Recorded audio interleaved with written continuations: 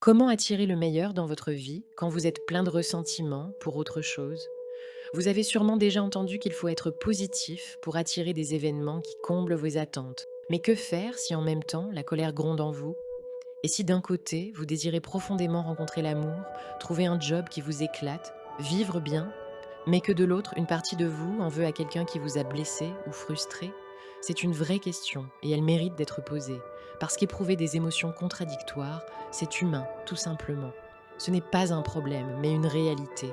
Vous n'êtes pas un robot chargé de ne répandre que de bonnes ondes, c'est idiot de le penser. La loi de l'attraction réagit à tout ce que vous ressentez. Sachez que vos pensées et vos émotions sont comme des musiques que vous jouez et dont la sonorité résonne autour de vous. Imaginez un instant, vous jouez une musique douce d'un côté, mais de l'autre, vous diffusez des notes discordantes à plein volume. Le mélange risque d'être bizarre, n'est-ce pas? C'est exactement ce qu'il se passe avec votre énergie intérieure. Si vous recherchez le bien vivre, mais que vous entretenez aussi de la rancune, votre vibration devient carrément confuse.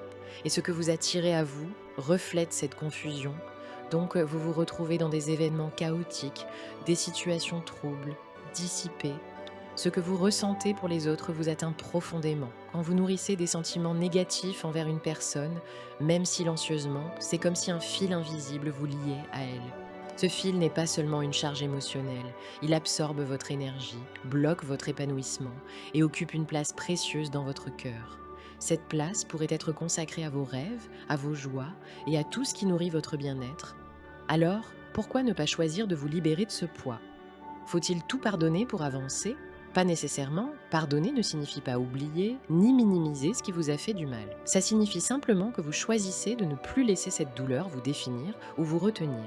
En lâchant prise, vous ne rendez pas justice à l'autre, mais vous honorez votre propre paix intérieure. C'est un acte d'amour envers vous-même, une manière de vous offrir la liberté et la légèreté. Les émotions négatives font partie de votre humanité.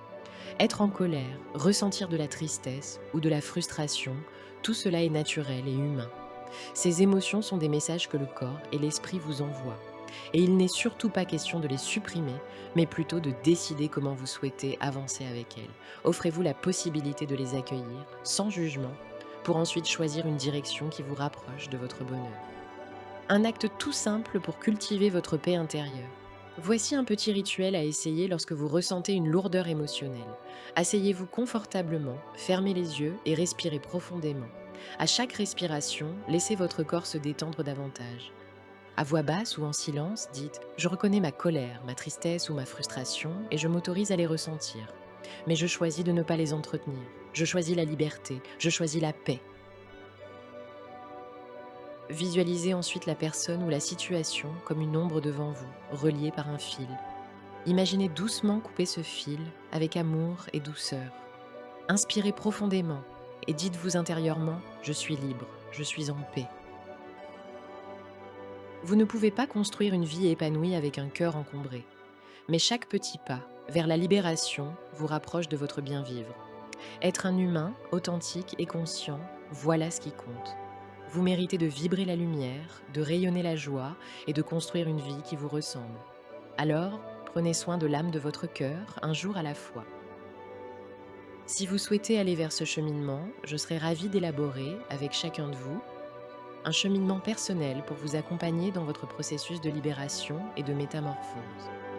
Vous avez en vous la capacité de tout transformer et si vous voulez bien me faire confiance, je suis là pour vous soutenir à chaque étape. Et surtout, n'oubliez jamais le plus important, prenez soin de vous et de l'âme de votre cœur.